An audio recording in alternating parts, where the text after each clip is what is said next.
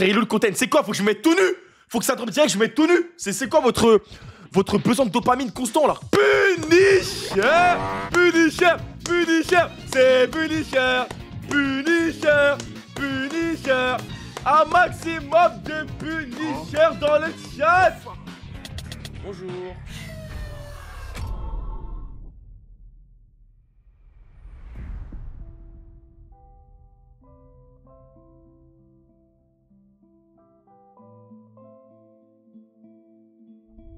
Bonjour. Tu vas bien? Ça va, merci, Excuse-moi, et toi? j'étais en train de dire bonjour à un ami. Ok. Il y a Excuse-moi. beaucoup d'enthousiasme, mais aucun souci, on prend. Comment tu vas? Oh, je suis hype sa mère. Je suis hype sa mère, attends. C'est vrai? Je suis hype de fou. Eh ben c'est parfait, c'est tout ce qu'on attend. Tu me dis, est-ce que là t'es en bonne condition? Comment Je suis tu en te sens? totale condition. Ce que je propose pour cette première rencontre, cette première séance, donc ça va être une simulation de séance, forcément, c'est pas dans des conditions réelles, hein, mais Ok. on va. Tu m'as dit que t'es prêt à te livrer. Ouais. Donc, on va voir ce qu'on en fait. Ça, c'est intéressant. Je serai là aussi pour échanger, pour te guider. Du coup, pour me présenter, donc moi, c'est Alexia Préné. Je suis psychologue et psychothérapeute de formation. Donc voilà, je pratique notamment une spécialité qu'on appelle la TCC. C'est ce que j'applique, c'est ce à quoi j'adhère, c'est la thérapie cognitivo-comportementale. Et j'aurai peut-être l'occasion de le présenter un peu plus. Ok.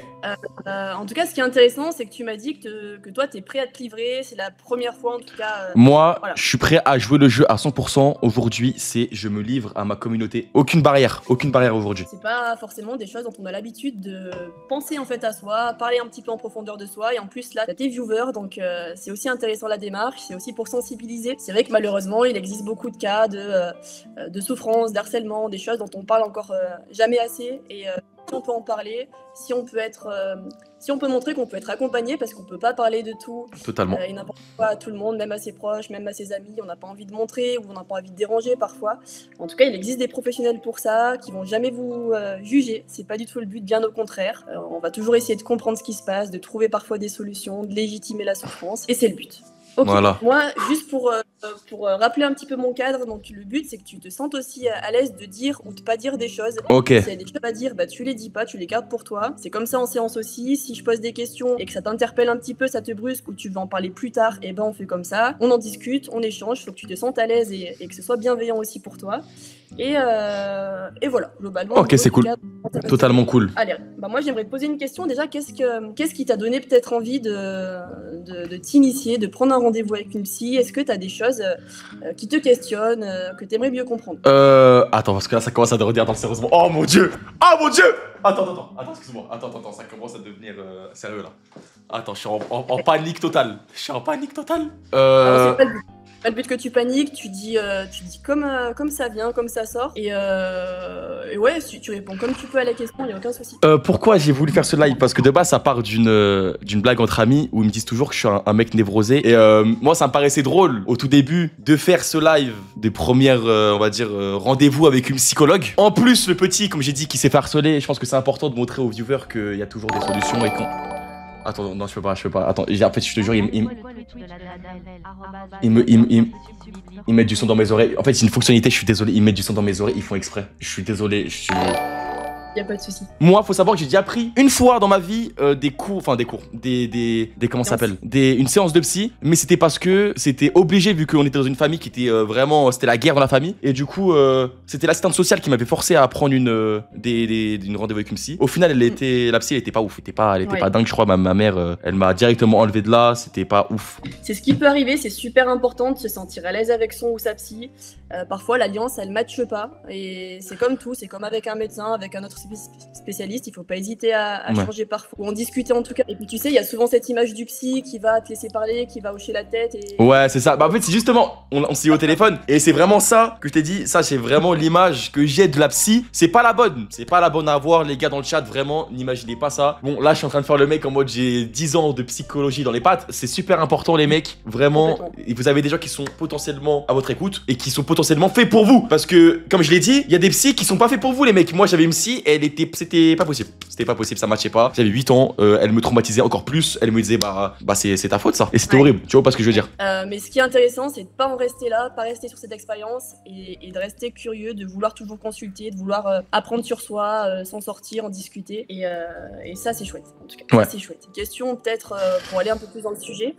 Pour aujourd'hui, est-ce que toi, tu as préparé des choses? Est-ce que tu aimerais me parler de choses? Alors, je sais pas, moi franchement, je parle très peu de moi en général. J'aime beaucoup montrer la facette de moi qui aide les autres pour rigoler, etc. J'aime beaucoup faire rigoler les gens, aider les gens à oublier leur journée, blablabla, toutes leurs petites névroses, leurs petits problèmes du quotidien avec mes lives. Et même moi, ça m'aide beaucoup parce qu'en soi, les gens dans le chat, ils sont super gentils avec moi en général. Mais j'ai très peu l'occasion de parler avec les gens de quand je peux être triste, etc. À part à ceux qui sont dans mon équipe ou à mes proches, on va dire, proches avec qui je travaille, etc. Donc je sais pas comment faire. Vraiment, je rate partout là. Je sais pas quoi faire. Je te jure, je suis perdu. Y a là. pas de souci.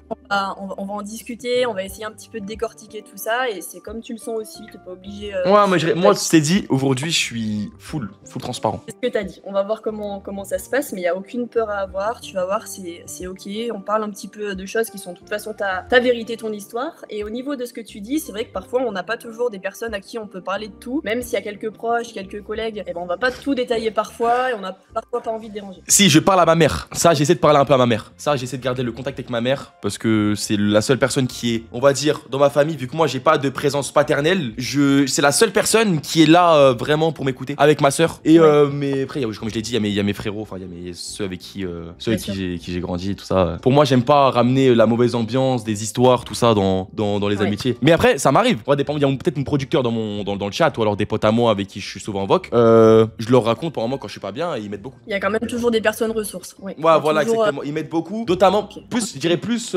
avant d'être mes producteurs, avant de travailler avec moi, c'était quand même des potes. Et je te jure, peut-être que je pars dans tous les sens. Je sais pas parler, j'ai stress de baiser.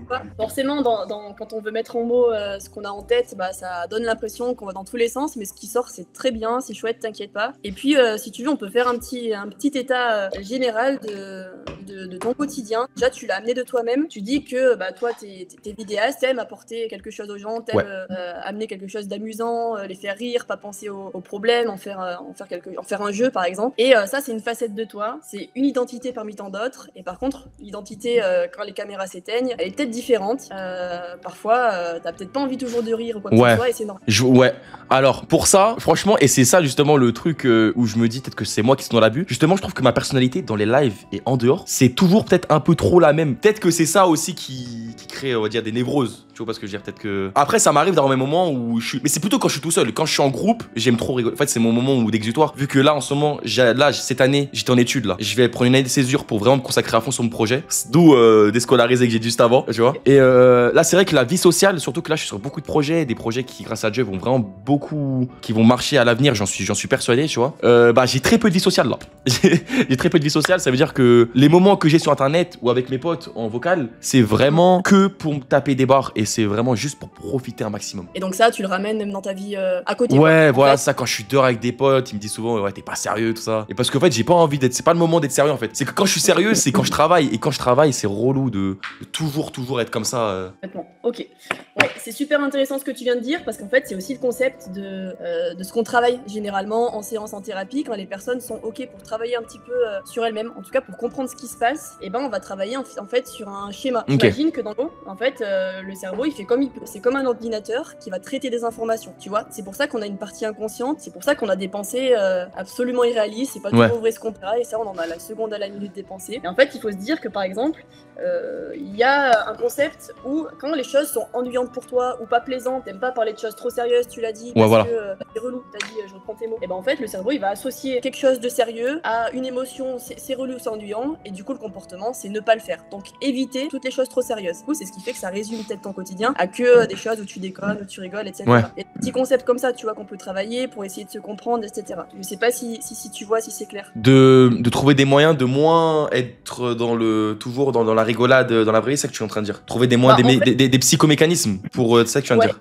Ok. Ouais. En fait, c'est complètement des mécanismes. Après, il faut être volontaire, tu vois, il faut le vouloir. Si ça te convient en l'état comme ça, d'être comme ça, il y a aucun problème. Bah en fait, c'est ça qui fait, je pense, ma personnalité, c'est d'être toujours, en fait, je t'assure, je suis toujours pareil. De moi, je peux me taper des crises de me vénère contre les viewers parce qu'ils sont relous. Comme je peux en fait, c'est vraiment, je me vénère contre eux, tu vois. Comme je me vénère contre mon pote quand il m'envoie un coup ici, je dis, ouais, tu vois quoi. Donc, c'est ça que je dis, c'est que j'ai toujours vraiment cet aspect famille et je pense que c'est pour ça que je l'ai même incorporé, entre guillemets, dans mes lives. Tu vois, je dis toujours, ça va la famille, ça va la famille, parce que j'aime vraiment ce côté famille. Je sais pas si ça, c'est le résultat peut-être d'un manque de famille, je sais pas. Mais en tout cas, c'est comme ça. D'accord. Il y a quelque chose de collectif, t'aimes être entouré. Et est-ce que t'es mal à être seul avec toi-même? Non, justement, ça me fait du bien. En fait, ça me fait du bien. En fait, je comprends pas. J'ai besoin d'être entouré, mais quand je suis entouré trop, il y a des gens autour de... C'est pas possible. Ok, d'accord. Ouais, il y a besoin des deux. Il y a deux extrêmes un petit peu. Exactement. Mais ça, est-ce que t'en souffres? Ou est-ce que ça te convient? Tu dis que ça fait partie de ta personnalité? Ouais. En fait, non, j'en souffre pas tant. Peut-être non. Peut-être le seul truc où j'en souffre, c'est que les gens, ils confondent trop t'es gentil avec... C'est pas que je suis gentil, c'est que je suis humain, en fait. Genre, dans des moments. Je mets peut-être à des moments, peut-être que je suis trop gentil. Peut-être à des moments, je suis trop dur. En fait, je sais pas. Okay. Mais je suis jamais méchant ouvertement.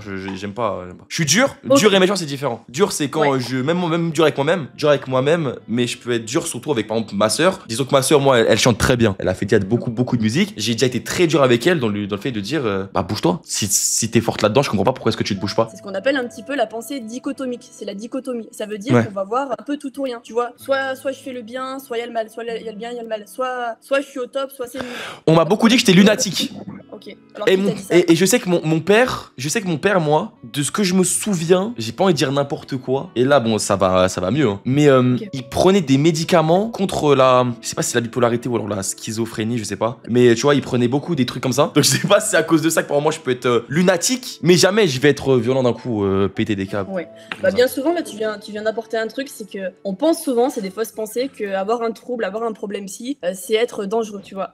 Et donc ça attise un peu la peur, ça va mettre de côté les gens qui ont un problème au niveau de la santé mentale, ça va un petit peu les stigmatiser. Mais en fait, non. Et surtout les personnes qui prennent soin d'elles, qui prennent un traitement médicamenteux ou qui font une thérapie, ça c'est surtout les personnes où il n'y a pas de peur à avoir, quoi. On va dire souvent tu vois, on reprend souvent l'expression mais t'es un fou, etc. En fait, ça veut rien dire, c'est des maladies à l'origine, c'est des maladies mentales qui sont à l'origine, donc c'est jamais un choix forcément quand ça concerne la santé. Et pour revenir sur l'histoire avec ton père, après ça, je pourrais pas avoir accès là-dessus, mais qu'est-ce qui te fait dire que t'es lunatique? Enfin, c'est quoi pour toi? C'est que moi, on me l'a beaucoup dit. En fait, c'était surtout à l'époque. Après, à l'époque, c'est différent parce que je prenais un traitement contre, comment ça s'appelle, Uracutane. Donc c'était en fait c'est à cette époque-là qu'on me le disait. Là, franchement, je suis beaucoup plus pisse, tu vois. Je suis vraiment beaucoup plus posé. Non, je peux avoir des moments où je vais me vénère vraiment, enfin m'énerver très rapidement. Mais jamais m'énerver pour aller, je sais pas, taper un mec. Genre, je m'en fous. Genre, ça c'est vraiment le cas d'extrême urgence. C'est la seule fois où je me suis bagarré dans ma vie. C'était vraiment le cas d'extrême urgence, tu vois pas ce que je veux dire. Y a pas de violence, quoi. Donc non, pas de violence. C'est vraiment peut-être vraiment des violences verbales où je suis en mode où je peux être dur, mais pas des insultes méchantes. Ouais, ça c'est forcément des choses qui ont été apprises. C'est parfois c'est un peu défensif. C'est pour se défendre quelques peurs. C'est pour combler parfois une peur. La peur d'être rejeté, la peur de pas être respecté, la peur, tu vois, de la solitude. Il y a plein de peurs derrière en fond, sous-jacentes, des choses comme ça, qui alimentent en fait nos comportements, qui font ce qu'on est aujourd'hui, qui font que parfois il y a des personnes qui sont rancunières et d'autres pas du tout. Tu vois, c'est pour ça qu'on est hyper différents. C'est parce qu'il y a des peurs qu'on a enregistrées, on est tous différents en fonction de ce qu'on a vécu, de son environnement familial, etc. Est-ce que toi, tu veux un petit peu te livrer peut-être sur ton histoire, des choses qui t'ont marqué, qui pourraient expliquer aujourd'hui ce que tu es? Alors, bonne histoire. Tout a commencé le 22 juillet 2005 à Paris, 17e arrondissement. Je suis né dans une famille plutôt aisée financièrement, russo-italienne, une mère grave aimante, un père, bon, peu présent mais qui était quand même là à ce moment-là, et ma soeur. Les personnes les plus importantes de ma vie à cette époque-là, c'était ma grand-mère, ma soeur, mon père, et c'est tout. D'accord. Et Okay. ma mère, oh mon dieu, et ma mère. C'était tellement c'est tellement évident. Je fais une vie totalement cool, de mes 0 à mes 6 ans. On habite à Paris dans des très beaux appartements franchement, si je te dis les mètres carrés, c'est abusé. T'habites 17e arrondissement de Paris, ta rue, tu vois directement l'Arc de Triomphe, et genre c'est 170 mètres carrés avec mezzanine, c'était ouf. Des bons souvenirs pour toi. Ouais, on part à l'âge de 6 ans, je pars à Marbella, en Espagne, pour y vivre 1 an.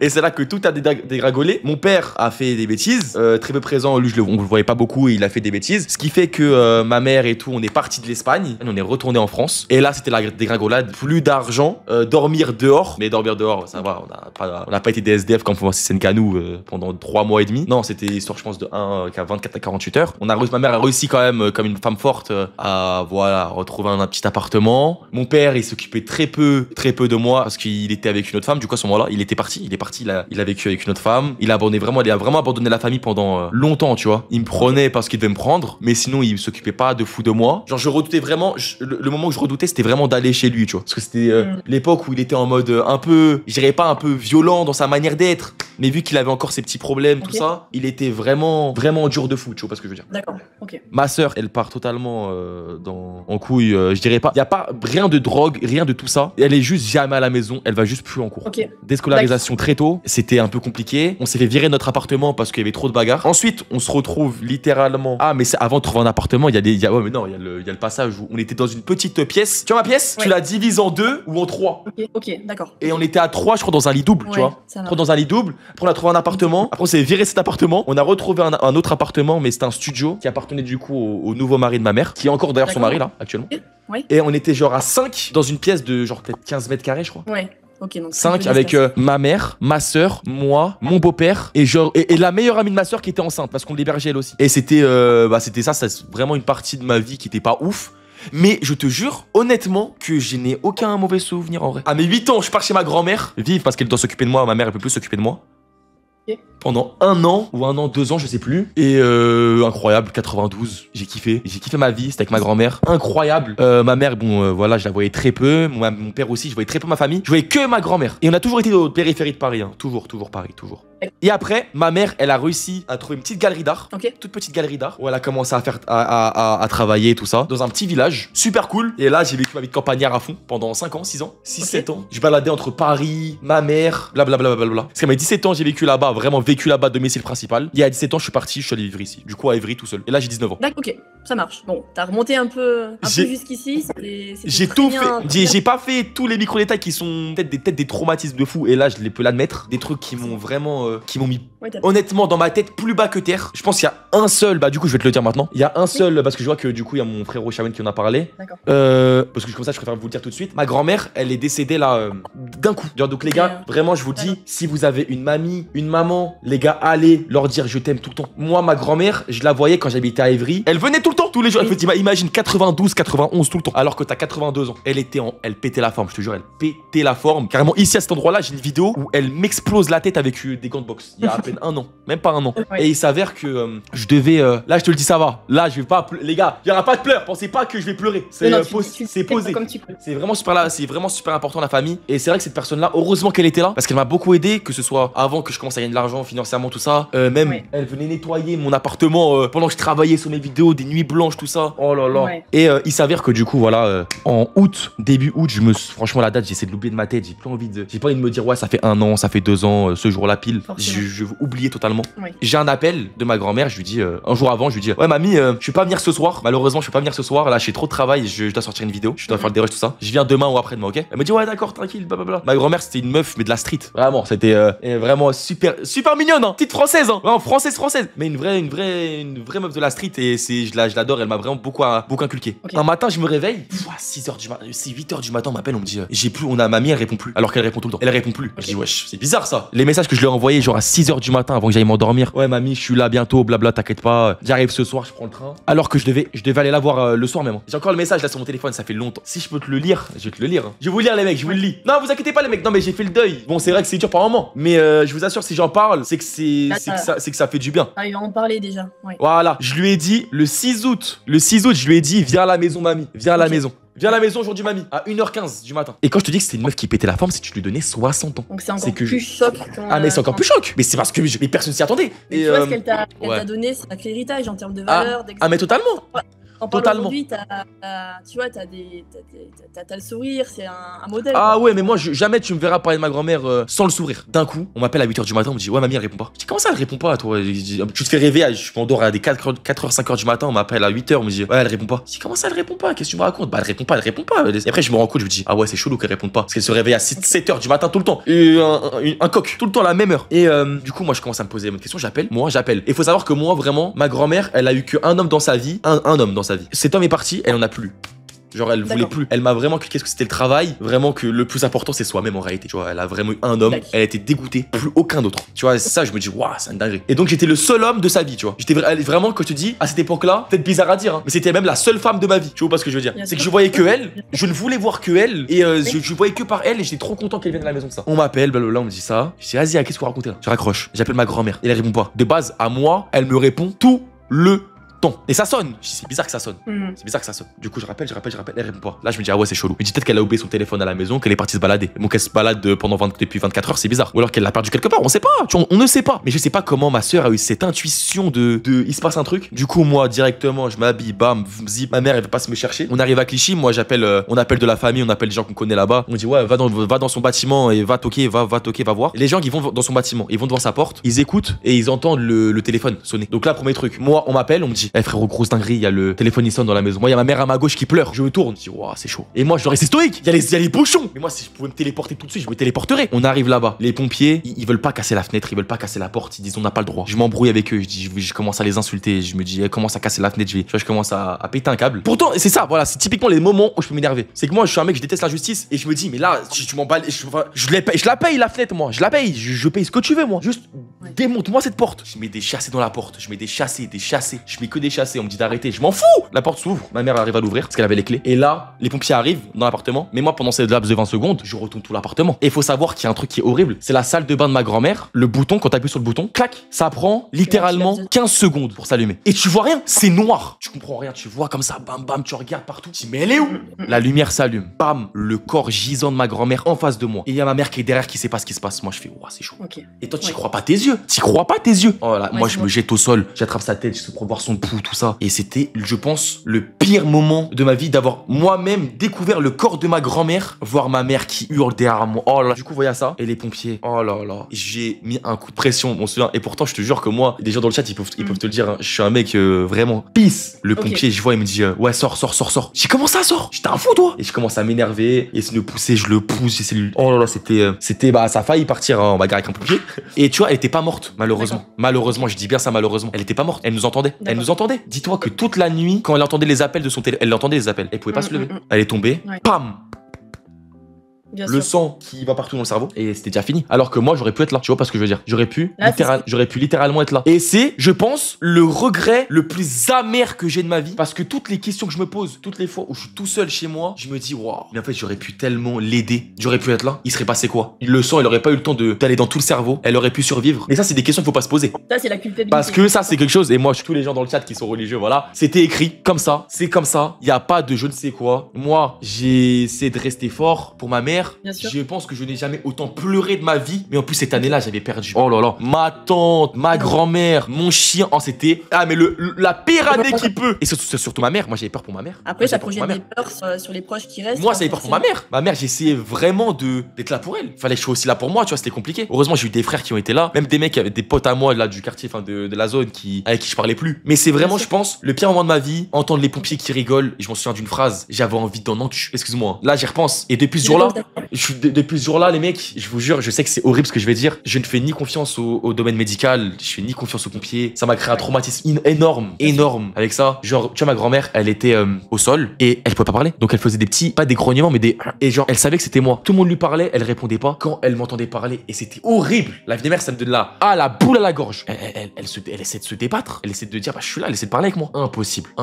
Et quand on m'a annoncé dans les yeux que ça allait être fini, oh là là, oh mon Dieu, oh mon Dieu. Multichoc. Retourner dans l'appartement et tout après. Moi, c'est que j'ai attendu 1 an, 8 mois pour retourner dans le quartier. Forcément. Impossible. La ligne de métro, je l'évitais. Clichy, j'évitais le mot. La ville, je l'évitais.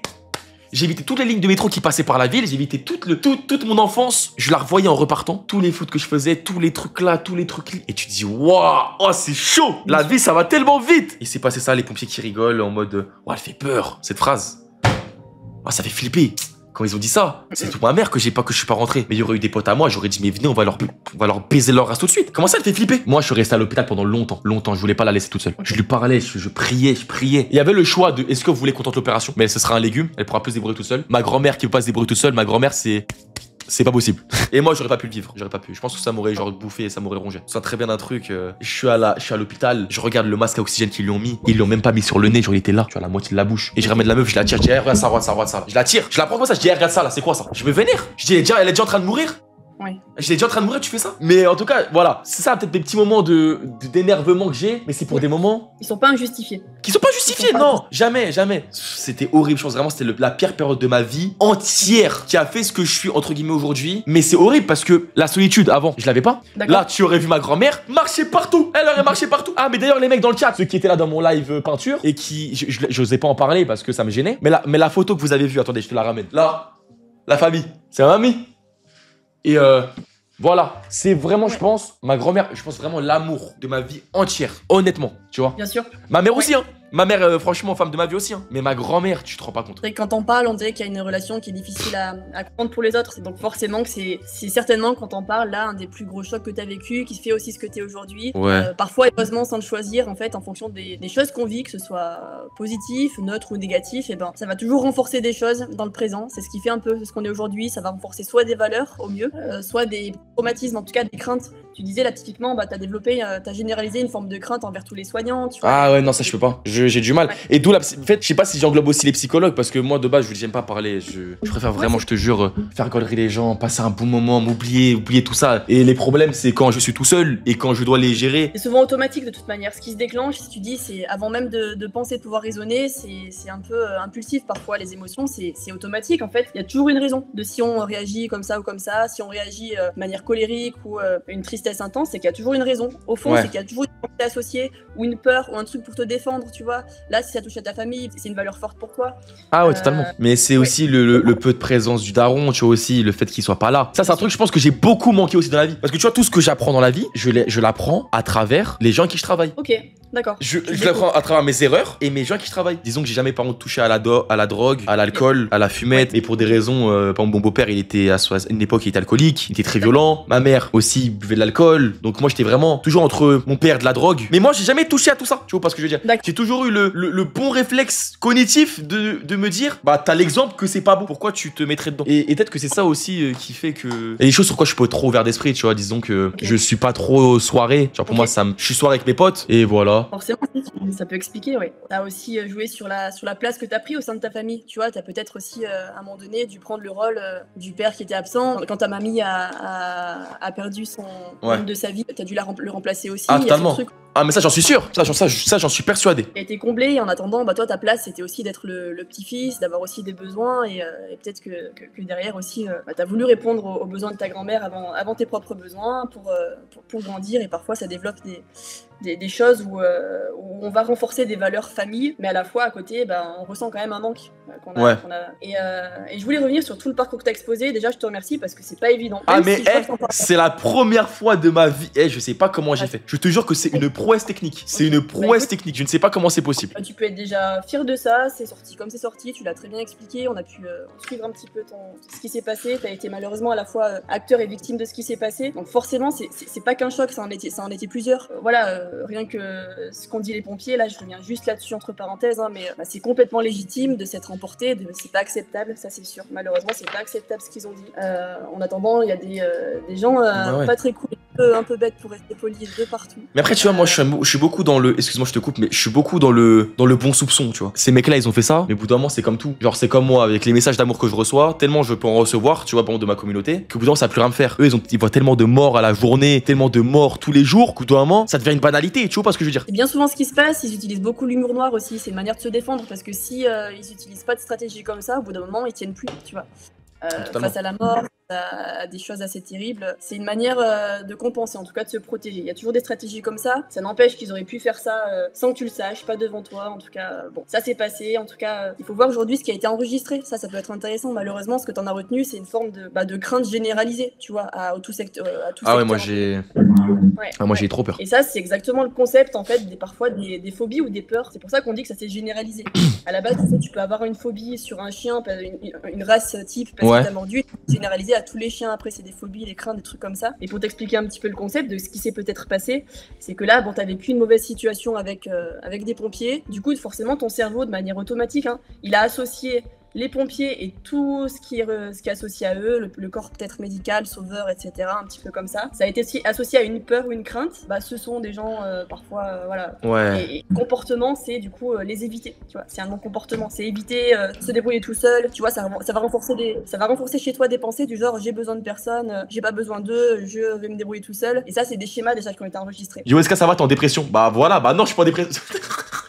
Non, ça va. Non. Ah, d'ailleurs, tu pourrais dire, non, parce que ça, si tu peux faire une petite leçon sur ce qu'est la dépression aux gens qui s'auto-diagnostiquent dépressifs et qui, en réalité, utilisent juste ça pour, tu vois, en mode un peu à la va-vite. Faut faire attention. Mais là, les gars, le bannissez pas. Oh mon dieu, t'as vu, je t'ai dit que là, c'était en mode. Là, il y a des chiens de garde aujourd'hui. Ça c'est bien trop confondu avec la déprime aussi. Tu vois, parfois on se sent un petit peu en déprime, ce qui est complètement différent et on va dire ah je suis en dépression. On utilise aussi cette expression, mais en fait c'est un vrai truc la dépression. C'est pas drôle, c'est pas qu'une expression. C'est reconnu aussi comme une maladie parce qu'en fait c'est un réel handicap. C'est-à-dire que la dépression c'est quelque chose où il y a des symptômes qui vont s'installer, qui sont courants. C'est-à-dire que ça peut aller d'un état où on ne ressent plus parfois d'émotion, on ressent plus de plaisir. Ça, c'est ce qu'on appelle par exemple, on ressent plus d'émotion, l'alexithymie, l'anédonie, des choses comme ça. C'est plus un état, une vraie maladie qui va s'installer et on dit par le diagnostic. Ah, donc c'est une maladie. Ouais, ok. C'est plutôt ça, ça veut pas dire que ça se soigne pas. C'est quelque chose qui est vraiment comme un handicap, c'est quelque chose à prendre au sérieux. Alors il y a des facteurs parfois génétiques, il y a des facteurs environnementaux. C'est parce qu'on a vécu un événement, des choses comme ça. En attendant, on dit qu'on est en dépression, faut un diagnostic. Si c'est là depuis plusieurs semaines quand même. Alors qu'un état de déprime, ça peut être passager. Il y a des jours où ça va pas et le lendemain on se réveille et ça va mieux. Ouais. Ou parfois ça arrive la nuit souvent.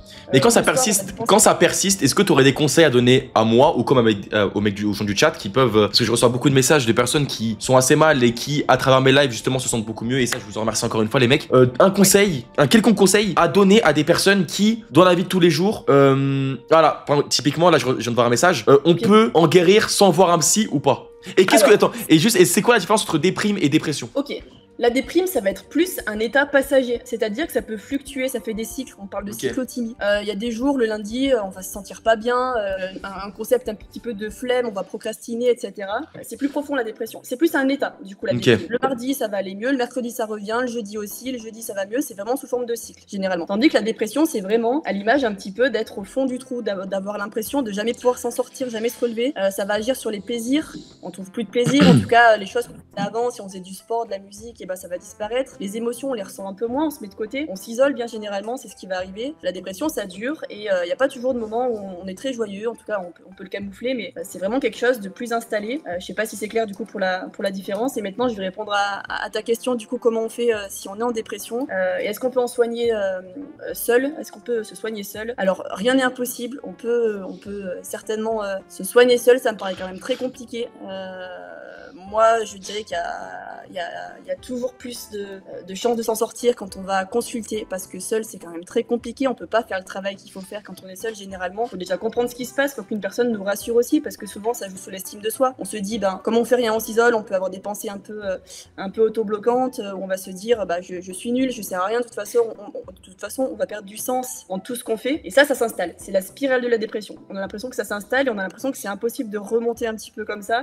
Maintenant, le conseil que je pourrais donner, moi je vous conseillerais toujours d'aller consulter, c'est toujours mieux. En tout cas d'en parler, de pas avoir honte de ça. Maintenant concrètement comment s'en sortir, c'est à l'image de la spirale, remontante, étape par étape. Déjà on va comprendre ce qui se passe, pourquoi ça s'est installé, est-ce qu'il y a eu un événement, la perte de quelqu'un, une rupture, peu importe laquelle, quelque chose comme ça, ou est-ce qu'il n'y a pas eu d'événement mais ça s'est installé petit à petit. On va aller comprendre ce qui s'est passé déjà, pour comprendre les pensées qui sont installées. C'est une psychanalyse ça? C'est pas de la psychanalyse ça du coup?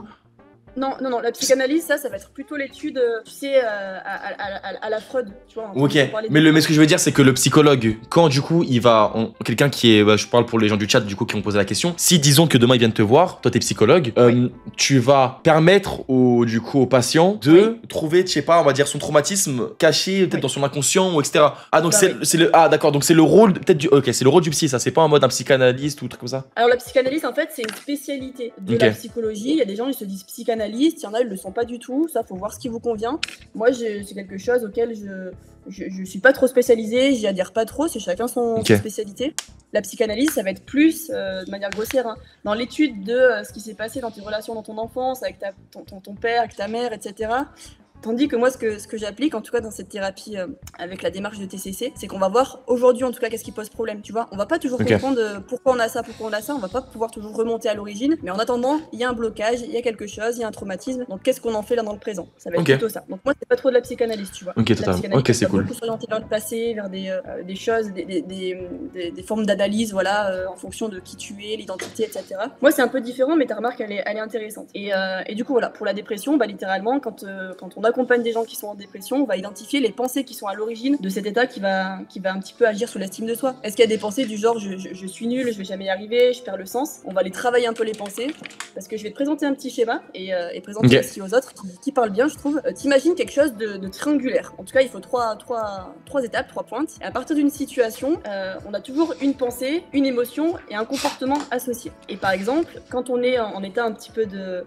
Là, tu parles toujours de la dépression ou tu parles de ce que tu vas me faire faire? Ok. La dépression. Okay. On pourra peut-être appliquer un de tes schémas si tu veux jouer le jeu. Ok, après, pour un petit peu. Là, si on parle de la dépression, donc la situation, c'est par exemple ne plus trouver de plaisir et rester isolé, par exemple. Ça, c'est un des symptômes dans la dépression. Ça, on prend une situation centrale. La pensée qui est associée à cette situation, ça va être par exemple, j'ai de toute façon tout est nul, je prends plaisir en rien, il y a aucun sens dans cette vie, etc. Une pensée associée. Et en fait, en fonction de ce qu'on pense, ça a carrément des conséquences sur ce qu'on va mettre en place, sur nos actions. Parce que tu imagines bien que penser comme ça, c'est associé à quel genre d'émotion ou de ressenti. Ça va pas être la joie, le feu, le surpris, quelque chose de très cool. Ça va être plutôt un état, je sais pas, une perte de motivation, perte de contrôle, des choses un peu négatives. Et donc, ressentir cette émotion, pour le cerveau, c'est associé à quel comportement? Ça va pas être sortir, faire la fête, etc. Au contraire, s'isoler. Donc, renforcer le schéma. Et là, c'est le concept des cercles vicieux. Ah, cercle vicieux, ok. En fait, nos pensées, elles alimentent un cercle vicieux. Au plus, on va se dire, mais c'est nul, mais c'est nul, mais c'est nul. Il faut pas s'en vouloir, d'y culpabiliser. C'est que si on a appris cette pensée à un moment donné, c'est que ça s'est installé. Et nos pensées, elles vont carrément influencer notre comportement parce qu'elles sont associées à une émotion. Et voilà, c'est pour expliquer ce qu'on peut travailler. On travaille les pensées par répétition, par exposition.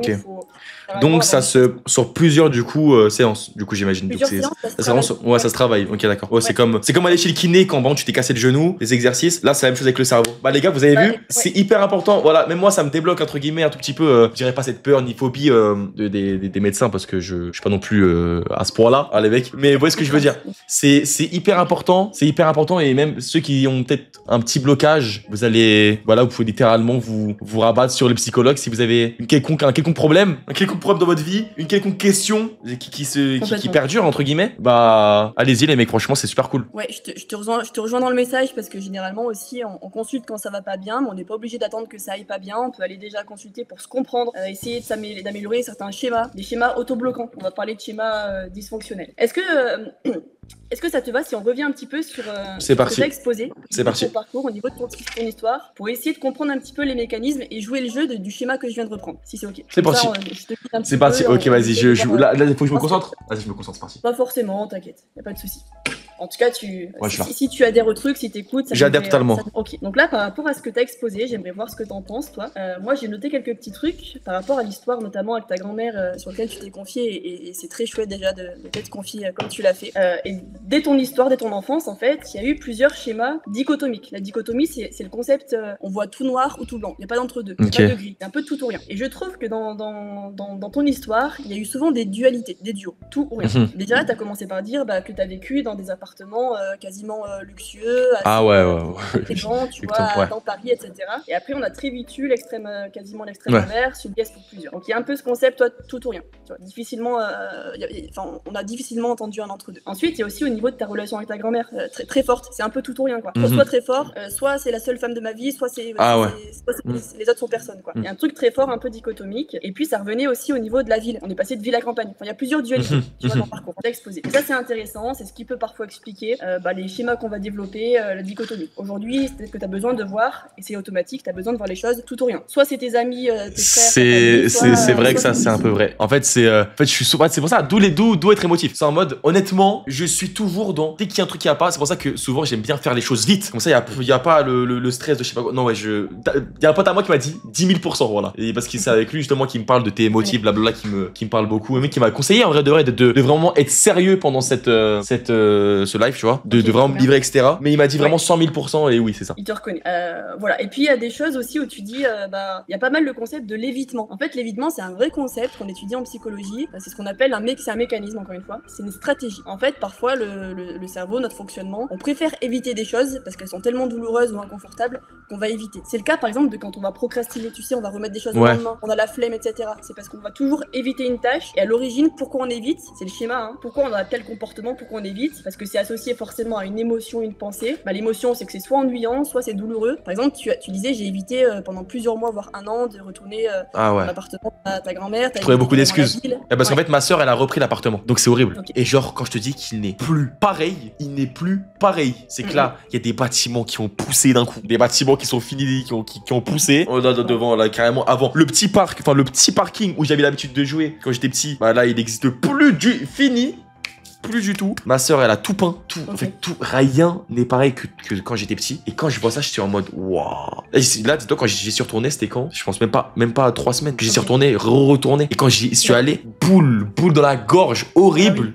Et la salle de bain, je la voyais de loin, je ne pouvais pas m'approcher, c'était impossible. D'accord, ok. Impossible. C'est déjà très bien. T'as fait comme t'as pu, ça reste un choc qui reste présent, c'est quand même associé à des mauvais souvenirs. Et là, il y a aussi ce concept-là d'évitement. C'est qu'en fait, on va parfois réagir sous forme, on va se trouver soit des excuses, ou en tout cas, c'est des stratégies d'évitement. Quand je dis excuses, il faut pas en culpabiliser. C'est somatique, hein, c'est le mot qu'on donne à ce fonctionnement. Et en fait, justement, je vais te présenter un petit peu le schéma aussi pour que tu puisses peut-être t'y reconnaître et tu nous en parles aussi. Généralement, quand on va éviter quelque chose, et je reprends ce que tu as dit. Toi, t'évitais par exemple carrément la ville, t'évitais l'appartement. Tu disais aussi que pour un tout autre schéma, t'évites d'être trop sérieux parce que c'est relou pour toi, donc tu préfères faire rigoler un peu tes potes, etc.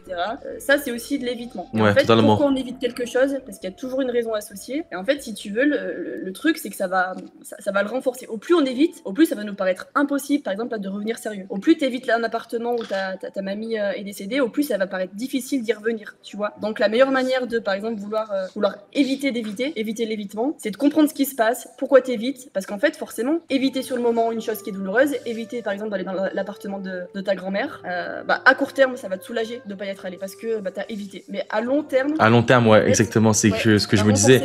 Et en fait, même si j'en parlais avec mon pote, hein, le jour même où je suis allé chez ma soeur, pour vite fait aller voir un truc, on était dans le métro avec mon pote, et j'ai dit, mais je me sens incapable d'y retourner. Et mon pote, il m'a dit quoi? Il m'a dit, frérot, il va falloir que tu le fasses. Et c'est ce même mec, en plus, qui était avec moi au moment où ma grand-mère était morte, qui m'accompagnait à l'hôpital, qui m'a suivi partout. J'ai dormi chez lui le matin, on est retourné. C'était vraiment, il m'a accompagné dans tout le parcours du coup du décès de ma grand-mère. Et du coup, il m'a dit non, vraiment, faut que tu y ailles. Du coup, le soir, j'y suis allé. C'était dur de fou quand tu vois que tout a changé, que tout est devenu beau. Je dis wesh, c'était sale le quartier. Comment il est comme ça maintenant? Tu vois, ça a eu même tout le charme du truc. Et du coup, tu te dis en vrai, beau. Plus beau qu'avant, quoi. Plus beau qu'avant, mais c'est différent. Et c'est super bizarre. Je te jure, quand t'arrives là-bas, c'est super bizarre. Et je parlais plus, en fait. Je parlais plus. J'étais en mode, ouais, ça va, tranquille. Là. Et je parlais pas, je regardais le sol comme ça. Je n'osais pas regarder autour. Ok. Ouais, c'est automatique, quoi. Tu disais, j'ai ressenti, je me sentais incapable, quoi. C'est bloquant, parfois c'est paralysant, tellement que ce serait plus facile d'éviter d'y aller, en fait, parce que ça soulagerait. Et c'est vrai qu'à long terme, malheureusement, ça accentue le problème. Et c'est là que le cercle vicieux s'installe. Au plus j'évite, au plus mon cerveau me dit que si j'évite quelque chose, c'est qu'il y a vraiment un danger ou ça doit être vraiment impossible d'y aller, alors qu'à la base, c'est quelque chose de plus neutre, quoi. Et en fait, comment on casse un petit peu ce cercle vicieux? On travaille encore une fois sur les pensées, sur le concept de l'évitement. On va s'exposer. Peut-être que tu t'as entendu parler de ce concept d'exposition. D'exposition, c'est-à-dire de s'exposer médiatiquement? Je suis matrixé peut-être. Ok, je suis matrixé. Pas que de ça, mais c'est pas ça. C'est s'exposer. Non, mais c'est pas con. C'est s'exposer, par exemple, à l'objet qui nous fait peur. On entend souvent dans les phobies que si, par exemple, t'as la phobie n'importe quoi des araignées, tu peux travailler ça en thérapie. D'abord par les pensées, pour te préparer, pour comprendre ce qui se passe. Ok, d'accord.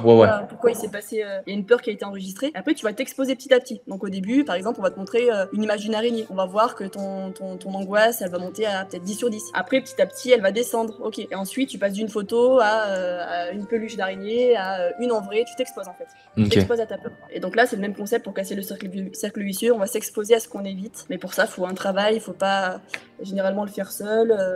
Faut être soutenu aussi. Mais moi, franchement, vu que je n'ai aucun regret avec ma grand-mère, j'en ai aucun. Franchement, le seul regret que je peux avoir, c'est d'avoir été trop ingrat d'après être parti chez elle jusqu'à mes 17 ans, tu vois. Trop ingrat. Parce que je me suis dit, elle m'a quand même sauvé la vie. Surtout dans le quartier où on habitait.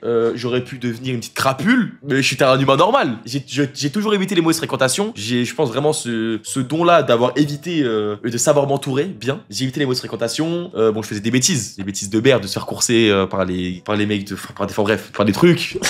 Mais tu vois, c'est des petites bêtises. Mais jamais elle m'a jugé, jamais. Ça t'a amené quand même beaucoup de choses, beaucoup de valeurs. En fait, tu sais, généralement, et dans la famille, et dans ce que tu dis là, dans ce que tu apportes comme histoire, généralement, c'est un petit peu à l'image d'un héritage qu'on va recevoir. Parce qu'on reçoit des valeurs, on reçoit des leçons, on reçoit ce qu'on est aujourd'hui. Et par contre, ce qui peut se développer quand on reçoit des choses, c'est qu'on se sent parfois un peu redevable. Donc on va culpabiliser d'avoir pas été, comme tu dis, d'avoir été un peu parfois à la défense. On va culpabiliser et s'installe comme en fait une dette, tu vois, une dette invisible. On va devoir rendre compte. On va devoir, comme elle t'a bien éduqué, elle t'a donné de la confiance, bah t'as envie de lui rendre, t'as envie d'être redevable. Et on dirait que ça s'est projeté à ta mère aussi, peut-être. T'as envie de la faire. Ma mère, elle a grandi sans père. Moi, ma mère, elle est née sous X. Okay. Elle est née sous X, famille italienne, du coup. Et c'est ma grand-mère, qui l'a éduquée totalement. En fait, elle a fait l'éducation de ma mère et de mon éducation. Du coup, c'était vraiment la substitution de tout le monde. Tu vois pas ce que je veux dire? Bien sûr. Et la mère de ma mère, c'était la meilleure amie de ma grand-mère. Donc, ok, pause. Depuis tout à l'heure, je l'ai pas dit, mais c'est pas ma grand-mère. Hein. Enfin, c'est pas ma grand-mère de sang, les mecs, que ceux qui ont pas compris. C'est pas ma grand-mère de sang, c'est vraiment une personne qui est dans la famille, comme vous pouvez avoir une meilleure amie ou blablabla. Okay. Mais c'est vraiment quelqu'un qui faisait partie intégrante de la famille, en fait. C'est vraiment. Bon, à partir du moment où t'appelles quelqu'un mamie, ou c'est comme quand t'appelles ton beau-père, les enfants qui appellent leur beau-père papa, qui sont petits. C'est leur papa, c'est pas leur beau-père, tu vois. Moi, c'était ma grand-mère. Ouais, tu te sentir redevable quand t'as reçu de l'éducation, un truc comme ça, de rendre en retour. C'est des concepts de dette psychologique pour le coup, qui n'existent pas vraiment. Ça nous donne parfois des fausses obligations. Je dois être le meilleur, je dois montrer le modèle à ma mère, etc. Je lui dois aussi ce que je suis, je veux lui montrer. Bah ça, je l'aime avec ma mère, ça, par exemple. Ouais, ça, je l'ai, mais avec ma mère. Et encore pire, et ça je m'en veux de fou, c'est avec mon père, alors qu'il m'a rien donné dans ma vie, tu vois. Il m'a vraiment rien donné. Mis à part, bon, un peu la version, un peu bonhomme, mais tu vois, mon père il est âgé, il a 65 ans. Donc il a vraiment, c'est un daron à l'ancienne, tu vois, dans sa tête. Ça veut dire, il a des manières, d'expliquer les choses et de faire comprendre les choses qui sont assez par moments dures et violentes. Ok. Même si maintenant, à cause de ça, en fait, il y a plein de choses que tu sais pas. En fait, il y a plein de choses que je peux pas. Les gars, en fait, là, vraiment, j'insiste. Parler avec des gens, des psychologues comme ça. Et toi, franchement, je te remercie énormément. Il y a beaucoup d'amour. Beaucoup de gens te disent que t'es incroyable dans le chat, vraiment. Je te le jure. T'écoutes, t'es vraiment à l'écoute. Et regardez, les gars, moi, je pensais vraiment que les psychologues, c'était hochement de tête et dessiné sur un calepin. Au final, bah, il y a pas. Regardez, il y a vraiment un vrai dialogue et c'est super cool. Elle est super cool. Ouais. On fait pas tous des choses ouais, du coup, mon père. C'est celui, je pense, où j'ai toujours voulu montrer le plus, alors que il me donnait, mais le moins, tu vois pas ce que je veux dire. Il me donnait le moins, et je m'en souviens, et c'est lui qui m'a vraiment, oh là là. Tu vois, mon père, c'était typiquement le mec qui me disait, t'as pas 16 de moyenne, je t'emmène en pension. Tu vois ou pas? Donc j'étais obligé d'avoir 16 de moyenne, sinon j'allais en pension. Donc les mecs qui me prennent pour un abruti dans le chat, sachez que j'ai un background scolaire assez bien. Ok les mecs? Et c'est peut-être ça qui m'a fait décrocher, je pense, vers la 4ème, 3ème, où là je foutais le bord d'elle. Je foutais le bordel. Et du coup, bien que ça relâche d'un côté. C'est tellement de pression, c'est tellement d'exigence qu'il faut que ça relâche. Ouais, totalement. Ça marche pas toujours. En attendant, ça laisse des choses, ça laisse un petit peu des traces et tu dis que bah t'as ça aussi avec ton père. Même s'il a été dur, bah ça reste une figure, tu vois. Ah mais ça reste une figure que j'ai envie de plus, limite j'ai envie de montrer plus à lui que ma mère. Et ça se fait pas. C'est que par moment, je vais te parler honnêtement, et ça me déchire le cœur. Quand j'étais petit, je m'aurais dit, il y a ton père qui t'a abandonné, qui n'est jamais là et qui ne fait rien pour toi et qui carrément il t'évite carrément de s'occuper de toi. Il y a ta mère qui a tout fait pour toi. C'est abusé. Il y a des choses que je peux pas dire malheureusement en live. En live, je peux pas le dire parce que c'est vraiment trop grave et c'est des choses vraiment horribles. Et ta mère, et toi t'es prêt à pousser ta mère pour avoir ton père. C'est une dinguerie. Et je me rends compte maintenant. Tu te dis, mais en fait, c'est le mieux, c'est d'avoir. Je me disais, ouais, en fait, non, mon père c'est mieux parce que mon père c'est ça. Mon père faut que je le montre si. Bah, alors que bon. Ouais, et puis c'est toujours des concepts. Tout s'explique. Il y a aucun jugement. Tout peut s'expliquer. Même si aujourd'hui pour toi ça paraît impossible, le choix serait vite fait ou quoi que ce soit. Et ça paraît injuste en tout cas. Il y a toujours un truc qui s'explique. Pourquoi bah forcément t'étais un peu plus attiré par ton père, parce qu'il y a ce truc où justement il paraît inaccessible en fait. Le cerveau il aime bien acquérir ce qu'il a pas, ce qui lui montre, ce qui lui met de la distance. C'est un petit peu un modèle qu'on veut avoir, donc ça donne un côté un petit peu, comment dire, tu vois, mystérieux aussi. Il y a un truc auquel on veut aller chercher derrière, et c'est ce qui fait que surtout pour un enfant, bah ça reste une figure, ça reste un modèle. Après mon père aussi, mais moi ce qui est bien c'est que là mon père c'est plus du tout le même homme. C'est plus du tout le même homme le mec. Enfin libérable les mecs dans le chat. Bref, mon père, on sait pas que c'est un horrible personnage. Mon père, il a enchaîné. Je ne comprends pas comment c'est possible d'avoir survécu à ça. Mon père, il a fait les pires folies dans la vie. Ok. C'était un petit voyou, un petit bandit bizarre qui faisait des. Je sais pas, je connais pas sa vie, j'ai pas envie de savoir. J'ai pas envie de savoir tout ce qu'il a fait. Et littéralement, il a failli décéder. D'accord. Devant moi, carrément encore. Ouais. Encore une fois devant moi. Enfin, une fois devant moi, mais avant aussi. Genre, littéralement, il a eu un cancer. Un cancer, un AVC, et il s'est fait opérer de son cerveau. Et pendant son opération de cerveau, il a refait un AVC. Et je pense que là, ça lui a permis de se rendre compte que c'est hyper important les enfants. Sauf que maintenant, tu vois, maintenant il me parle, il me dit mon cœur, il me dit mon chéri, tu vois ou pas. Et c'est super bien, tu vois, c'est super cool. J'aime bien, moi je m'en fous, tu vois. Bien sûr. En tout cas, de ce qu'on disait, ouais, bah complètement, ça renforce aussi, tu vois, quand on frôle un petit peu la mort, ce qui s'est passé pour ton père, bah ça rappelle aussi à la vie, donc ça rapproche des gens qui sont autour de nous, donc c'est peut-être pour ça qu'il a changé, ça peut l'expliquer, il y a plusieurs choses aussi. Mais il y a ce côté un peu figure paternelle, quoi, ça reste un modèle, ça reste une figure, ça reste important pour toi, peu importe ce qu'il a été, et puis ça reste associé pour toi à la famille, en fait, à une famille. Donc c'est une valeur, j'ai l'impression, hein, quand on parle, qui est aussi importante pour toi. Donc c'est pas du tout anormal, c'est pas du tout anormal ce comportement-là.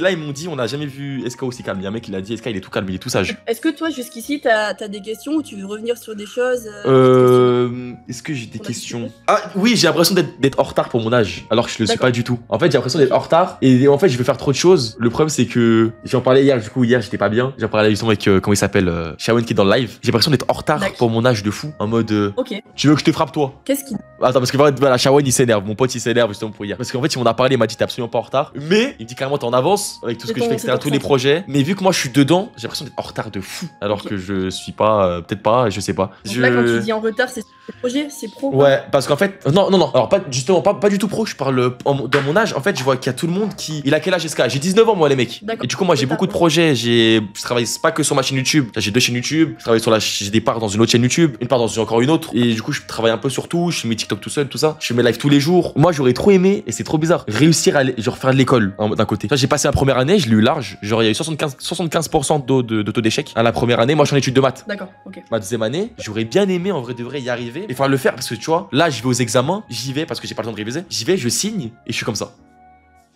Ouais, tu laisses passer. Okay. Je regarde les gens, j'attends 1 heure et je me sens comme une merde. Je me sens comme une grosse merde parce que je me dis, j'aurais pu. Là, quand je vois le sujet avec un peu de travail. Tu peux reprendre quand tu veux, Shawen, mon pote me dit. Oui, je peux reprendre quand je veux, mais j'ai cette peur de me dire. C'est un blocage. Ouais. C'est. Moi, tu vois, typiquement. Pardon, je t'ai coupé. Ouais, non, totalement, tu veux parler, t'inquiète pas. Là, typiquement, ce que tu dis, donc c'est une impression, donc c'est ton ressenti, c'est comme tu le vis, c'est l'impression d'être en retard peut-être par rapport à ton âge, de ce que tu aimerais mettre en place. Et déjà, penser ça, se dire je suis en retard, tu vois, encore, on reprend le schéma. C'est toujours des pensées autobloquantes, tu vois. Ouais. Qui alimentent le blocage. Se dire je suis en retard, c'est associé à une forme de pression, et du coup, un comportement, éviter de le faire, tu vois. Ça peut être déjà éviter de le faire parce qu'on s'auto-sabote, on se met déjà en échec, donc on évite de le faire. Alors que si tu te dis, si tu essaies de trouver une pensée alternative, si tu te dis par exemple, il n'y a pas d'âge pour faire les études, j'ai que 19 ans, je suis capable, au pire j'essaye, au pire je tente. Totalement. Rien que penser comme ah, ça, mais totalement. C'est déjà associé à une pression. Totalement. C'est déjà une autre émotion, c'est plus neutre, c'est garder confiance en soi, essayer, et le comportement, le faire. Tu vois, on a cassé le cercle vicieux aussi. Donc tout ça pour te dire que moi je suis certaine que tu en es capable, au pire t'essayes, il n'y a pas d'âge, il n'y a pas de... Ah ça je sais, t'as raison. T'as raison. Elle est interne. En fait, c'est juste que je sais au fond de moi, en fait, que à mon âge, c'est très mal ce que je fais parce que, en fait, c'est juste que je me dis, je vois tout le monde qui est à l'école. Okay. En fait, moi, c'est différent parce que moi, je suis dans l'artistique, tu vois, parce que je veux dire, je vais me faire de l'argent. Il y a de l'argent qui va rentrer, c'est obligé. Il y a beaucoup d'argent, même pour parler honnêtement, il y a potentiellement beaucoup d'argent qui vont rentrer parce que d'où mes différents projets, etc. Mais c'est juste que quand je vois ceux qui sont à l'école, je me dis, je sais pas, ils sont bien. Genre, je sais pas, ils sont à l'école comme ça et genre ils font leur vie et au final tout est tracé pour eux. Je sais pas comment t'expliquer. Même s'ils vont rester bloqués à un stade d'argent, je sais pas si je sais pas. Après moi, je sais pas, c'est parce que si c'est parce que j'ai grandi dans le manque d'argent, enfin grandi à partir de la phase où tu sais, tu vois, gros dans le manque d'argent, etc. Pour que j'ai cette réflexion de penser, je sais pas. Pensée autobloquante, je sais pas. Ça pourrait se creuser. Où est-ce qu'il y a à quel moment il y a une pensée autobloquante, à quel moment ça te met en échec en comparaison. Et parfois derrière tout ça, il y a des peurs, mais on n'a pas forcément l'impression d'avoir peur, tu vois. C'est vraiment des blocages, c'est inconscient. Parfois, on a la peur je sais pas, on a peur de pas y arriver, on a peur de pas avoir une vie stable, une stabilité, ou là où le diplôme il te donne une certaine stabilité, en tout cas un acquis auquel tu peux te reposer. Parfois c'est des peurs qui vont faire que on va perdre un petit peu le contrôle. Ça peut venir de là. Et puis il y a cet aspect contrôle. Il y a beaucoup de choses qu'on peut malheureusement pas contrôler. Tu vois, toutes ces grosses valeurs d'injustice, d'impuissance, du temps qui passe aussi. C'est tout ce qu'on peut pas contrôler et ça peut faire un petit effet de panique où on se dit bah si je contrôle pas, c'est ouf, c'est terrible, je vais pas m'en sortir. Et il y a des pensées un petit peu auto-sabotrices comme ça qui vont. Mais c'est que des petites paroles qui viennent quand t'es en train de dormir et d'un coup tu ouvres grand les yeux, tu te dis waouh, mais imagine, tu te dis mais imagine. Et tu prends toujours le côté où ça va pas marcher, alors que franchement quand tu vois, sans vouloir faire le malin ou quoi que ce soit, parce que je sais très bien que là les gens dans le chat ils vont commencer à me dire ouais tu fais le mec, quand tu vois l'évolution que je prends un tout petit peu en fur et à mesure du temps, ça ne peut que s'avérer bien, tu vois, ça ne peut que s'avérer bon. L'avenir, si tu veux, j'espère que ça va bien s'avérer, franchement ça va bien prendre et ça commence à bien prendre, tu vois pas ce que je veux dire. Mais c'est vrai que des moments quand t'es dedans, en fait quand t'as la tête dans le guidon, tu remarques pas ça, ton évolution. Moi je sais que j'en parlais hier avec un pote à moi, il m'a dit il y a à peine 3 mois, t'as repris les lives il y a 4 mois, t'as déjà autant de personnes, t'as ça, tu sais ce que t'es dedans et du coup tu vois pas, mais sinon tu vois parce que ça devrait que évoluer, ça devrait que évoluer et pas forcément de te créer des peurs, mais ça reste. Ah oui, il m'a dit en fait si tu te rends pas compte de ce que tu fais, blablabla, tu vois parce que je veux dire. Mais t'as raison, en fait c'est souvent là, je sais que j'ai besoin un peu d'être rassuré par rapport à ça, mais ça qui m'énerve c'est pourquoi est-ce que j'ai besoin d'être rassuré par rapport à ça si j'ai, du coup peut-être que je peux pas dire totalement, si j'ai confiance en mon talent, tu vois parce que je veux dire. Ouais, ça empêche pas. Parfois on a des acquis, on a plein de choses et ça empêche pas qu'on ait des peurs. Pourquoi? Parce qu'à un bout d'un moment on est humain, on a des schémas qui sont enregistrés, qui nous font réagir parce que ressentir la peur c'est jamais là pour rien. À la base toutes les émotions elles sont là pour nous faire, pour nous envoyer un message, tu vois, et la peur, si on avait plus de réflexe de peur par exemple, quand tu traverses la route et si t'as plus de peur, bah t'as plus de réflexe de réagir à un cas où une voiture arrive. Et là pour revenir à ta situation, du coup, si t'avais pas peur, en fait, ça te permettrait pas de réagir s'il se passe quoi que ce soit un imprévu. C'est ce qu'on souhaite pas, ça devrait au contraire bien marcher, évoluer. Mais si jamais il y a un imprévu, un truc où tu dois arrêter ou quoi que ce soit, la peur elle te permet d'envisager les scénarios, de rebondir, te préparer. Donc elle est pas toujours malsaine, mais en attendant elle est quand même envahissante, elle prend de la place. Et ça peut disparaître aussi. Ça peut disparaître, il faut te laisser le temps de voir place, de reprendre le contrôle, parce que comme tu dis, quand on est la tête dans le guidon, et c'est pour ça que d'ailleurs c'est idéal de pas rester seul et de se faire accompagner. Quand on est seul avec sa vie, on a du mal à prendre du recul parfois. Sinon les proches ils peuvent aider, les amis aussi. C'est que je pense que je fais un peu trop de choses, mais c'est une bénédiction, tu vois, en réalité, de faire beaucoup de choses parce que maintenant, genre, il y a des projets où que je me serais dit, il y a jamais, genre, il y a 2 mois, je me serais dit que j'allais lancer un projet, par exemple, avec mon pote, je sais pas, lancer une chaîne Fortnite qui va potentiellement très bien marcher, tu vois, tout ça.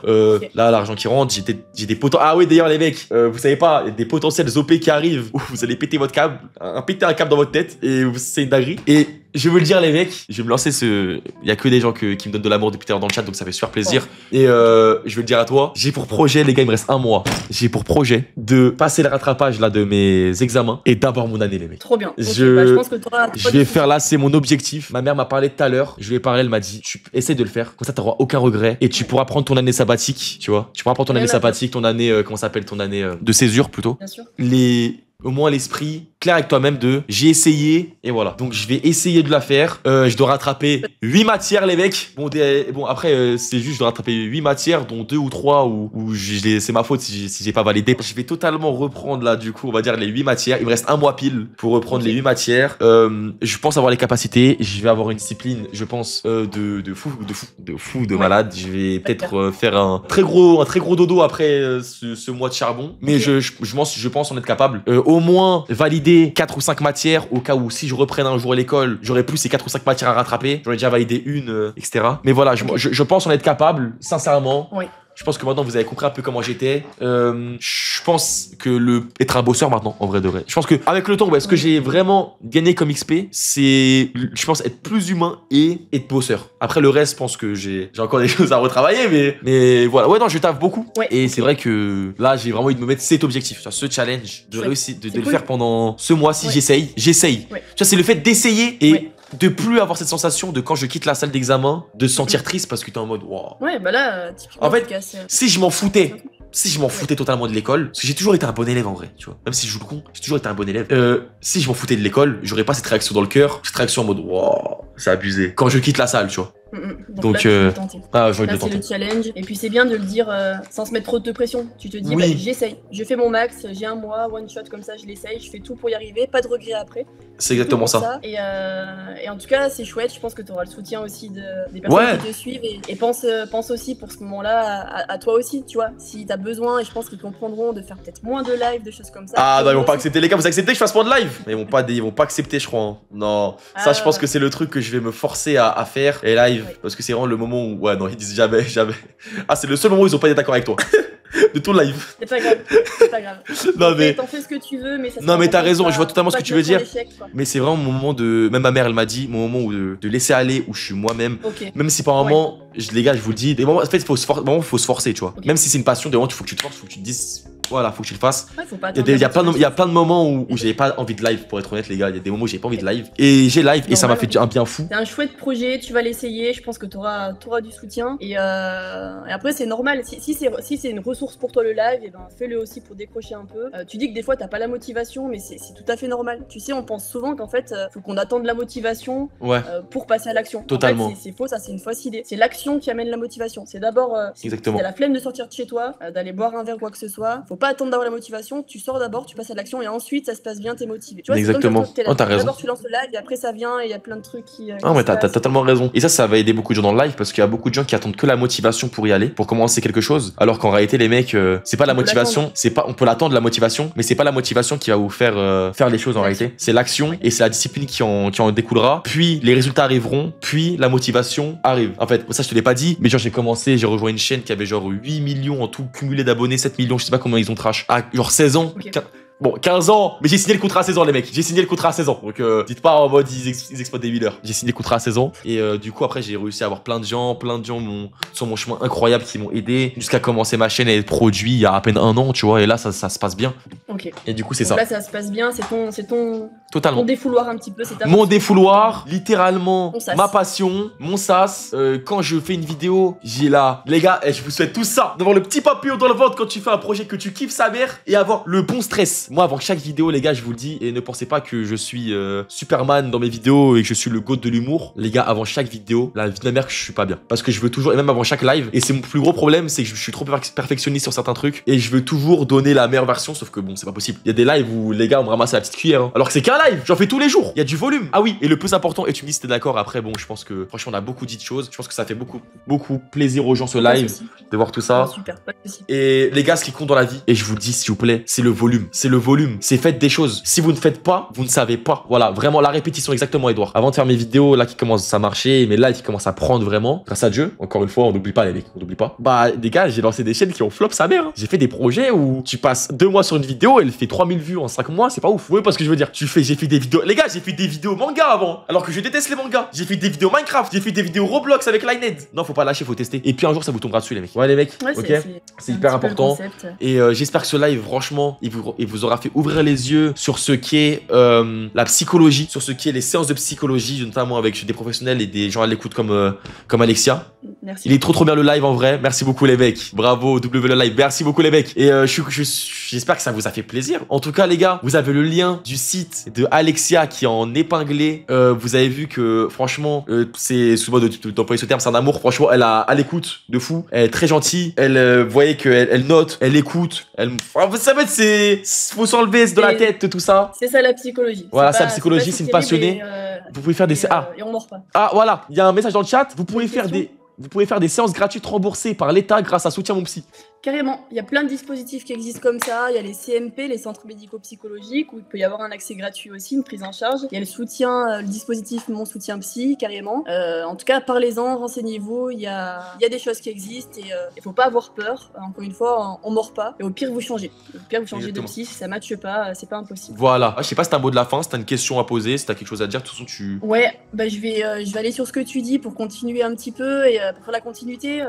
Consulter, c'est pas une faiblesse, au contraire, c'est une force, c'est s'en sortir, c'est aller comprendre qui on est, ce qu'on veut être aussi, ça c'est super important. C'est important de déconstruire toutes les images qu'on a autour du psy, vous n'allez pas arriver à être installé sur un divan, ça c'est dans les films, hein. Il y a plein de choses comme ça, faut pas avoir peur. Et puis n'hésitez pas à vous renseigner, vous êtes jamais seul pour le coup, il y a toujours des choses à faire. Si on a l'impression d'être bloqué dans une situation, tout est temporaire, il y a toujours un moment pour s'en sortir, pour ça faut pas rester seul, faut pas avoir honte de rien du tout comportement s'explique à un moment donné. Et et en tout cas, moi, ça a été un plaisir aussi. Je remercie aussi, du coup, les personnes qui regardent. C'est super cool.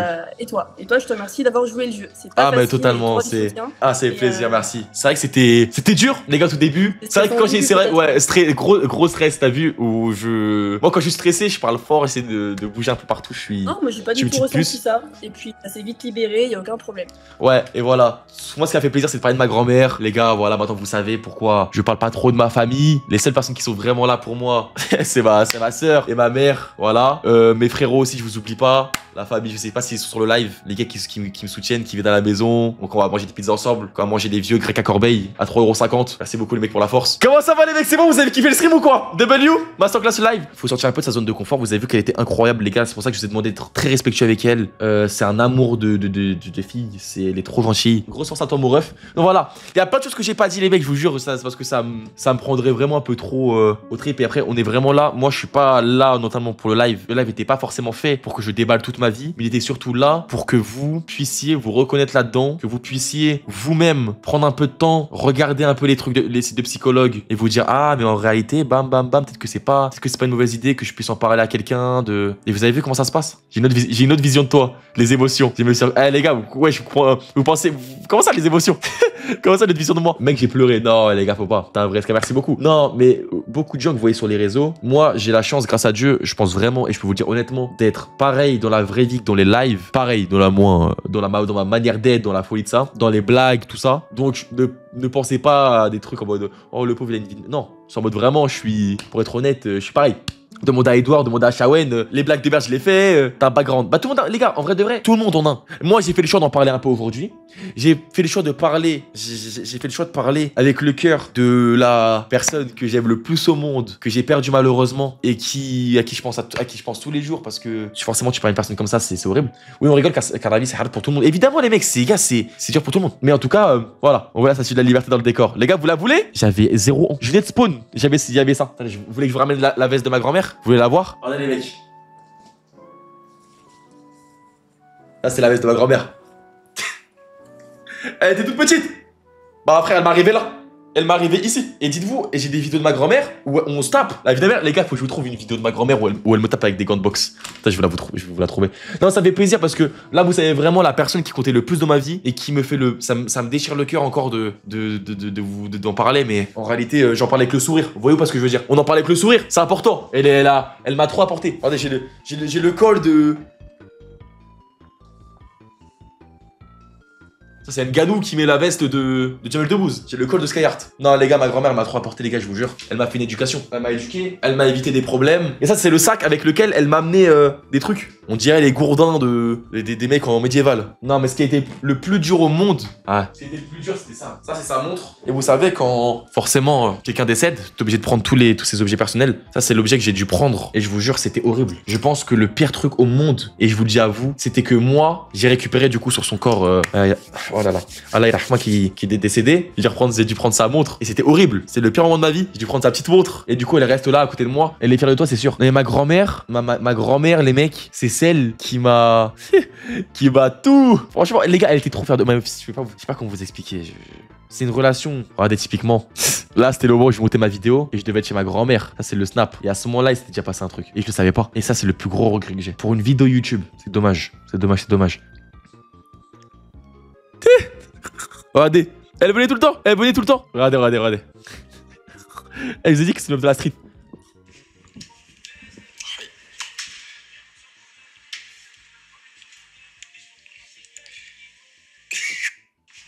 Les gars, dites-vous que 3 jours plus tard, il s'est passé ce qui s'est passé. Vous voyez ce que je veux dire? Tous les jours, elle était chez moi, les gars. J'avance. Elle est toujours là. Tous les jours, elle était à la maison. La vie imprévisible. Ah, elle est totalement, les mecs, je vous jure. Elle est totalement. Regardez.